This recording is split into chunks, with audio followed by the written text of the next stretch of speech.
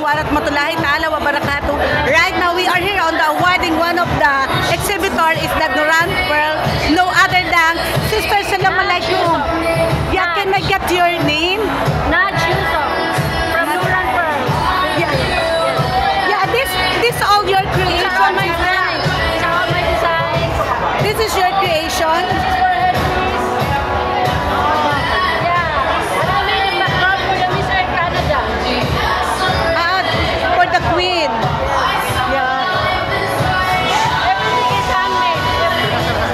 Everything is handmade. Made by yourself. Nagkaroon ng Miss Earth Canada 2016-17. So matagal na po kayo, bukod po sa Norian Pearl na exhibit today, you have a physical booth po ba or address? Yes, we have exhibit international in Singapore, Malaysia, and Brunei. And we are joining next year in Dubai for the exhibit. Also, do you attend the Hong Kong exhibit of the jewelry? Yeah. I designed. Everything is by design.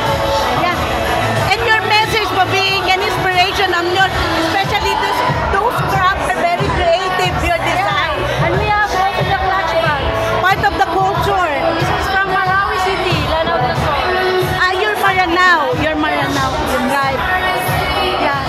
Your message and being inspiration, one of the women empowered. Yeah.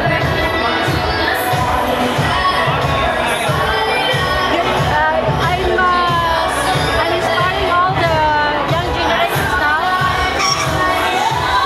Go with your dreams for designing, for being designers. Go with your dreams. Someday you'll be successful. It takes time to be successful. Yeah, sharing ideas and designs international and local. Thank you so much. One of the successful women empowered Muslim